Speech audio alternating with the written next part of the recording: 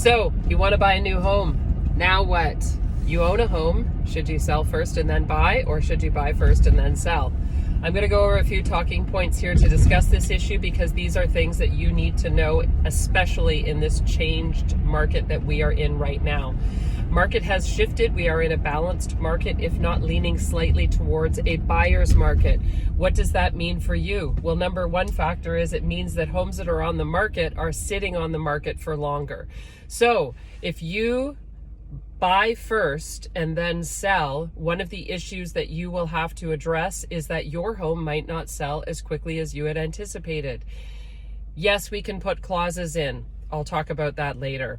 So if there are multiple offers on a property, because yes, that is also still happening right now, with those multiple property offers on the property that you potentially might want to purchase, it doesn't mean that they're going 100,000 over list. What I'm seeing right now are more reasonable numbers of 4 offers, 15,000 over list is what the home will sell for.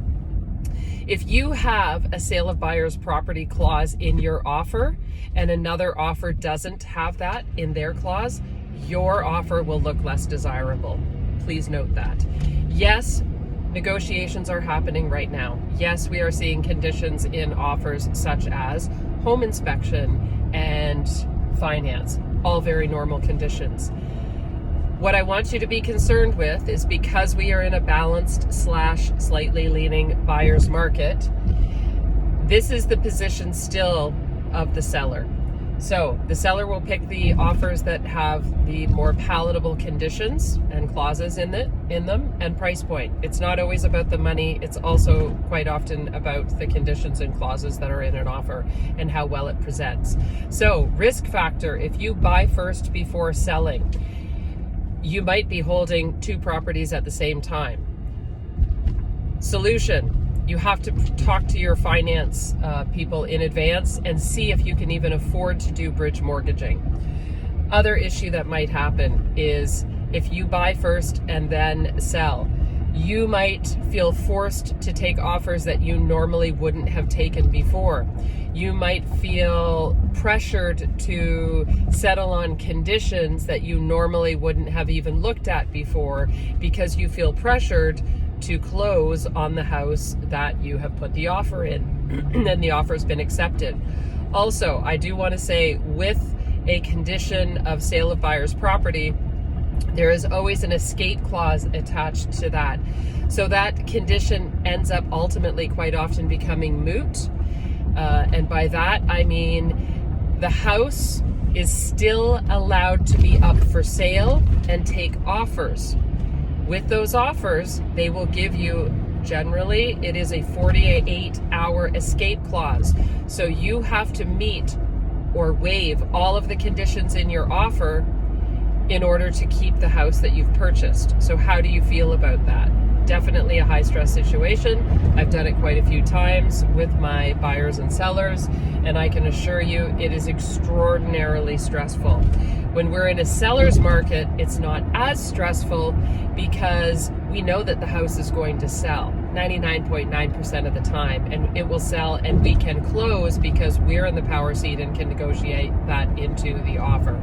So market conditions are absolutely crucial when it comes to the situation of should you sell first or buy first. The other thing I want to talk about is, which can be a touchy little subject, is your financial position. If you're in a financial position where you don't need to be concerned about this, then you don't need to be concerned about this. If your house is paid for example, and you have enough money to float both properties at the same time until your house sells, I would highly, highly recommend you buy first. Because if you're specifically looking for a dream home and it comes up on the market and you're in a financial position to maintain both properties, go for it. Other than that, you may not get that property again, because we all know that when we have very specific needs and wants, when we're looking for properties, they don't always come up. So if you're in a financial position, do it, buy it. That would be my recommendation on that. When it comes to getting your house ready for market, what is the condition of your home? So if you buy first and sell later and your home requires work, it's not going to present well. We're not going to be able to bring it to market fast enough. These are issues of concern. So for example, if I put an offer in on a property for you because you want to buy first, and I put in the condition of sale of buyer's property, what happens in that situation is that the immediate question will be from the agent that's selling the property: is your house ready to list? Has it been listed already? Is it in an area that will sell quickly? These are all things that they take into consideration for their seller, because remember, the selling agent is protecting the interests of the seller. If I'm your buying agent, it's my responsibility to protect your interests as the buyer. So they will want to know these questions. So we have to be ready. So if you, for example, want to purchase a house first and then list your home, and your home is maybe not in the best area, not in the best shape, it's going to be sitting on the market for a while, and you will be in that position of having to do bridge financing and maintaining two properties at the same time. Not a pleasant situation to be in. I get it. If you have a family and these are issues, you don't want to basically be homeless, this is of concern. This is why I'm bringing these things up, because you have to plan for this in advance. Maybe you can go live with your parents for a couple of months until you find the right property.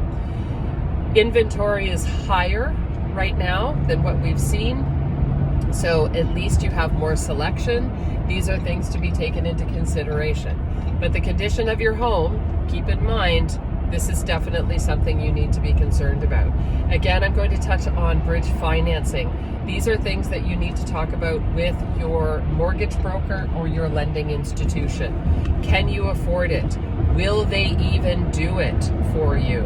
Is there enough equity in your home to sustain this moving forward if you have to hold both properties for a slight 2 or 3 months? What cost will it be? Definitely questions you need to ask, and things that need to be sorted out previous to putting an offer in on another property. And second to that is confirm everything. So let's say you do put an offer in. Confirm everything. 4 to 6 weeks before closing, go over everything with your lending institution again. If you're working with me, I'll have already introduced you to a lawyer, or perhaps you might have a lawyer already. I've already confirmed with the other agent. We've already had our home inspection done. These are things that you need to consider. So with respects to the escape clause and sale of buyer's property, we can put them in there to protect you. They work. I've had success every single time. Doesn't mean that it will happen for you, because I've also seen lots of offers fall apart that haven't worked. So keep those things in mind. The biggest risks in all of this is that you are stretched financially and you have to maintain two properties for 2, 3, or 4 months. All things to consider. I want you to be aware of what's going on in the market right now, and it is moving. If properties are priced correctly, they are selling. A colleague of mine listed a house detached in Beamsville, decked out garage, updates done to it, $599. They had multiple offers on it, and it sold a reasonable amount over list, $15,000 over list, a very respectable amount, something to be expected with multiple offers, all very reasonable. So if you have any more questions, would like to know the value of your area, please don't hesitate to reach out, and I would be happy to go over these things with you. Ciao for now. Love y'all. Bye.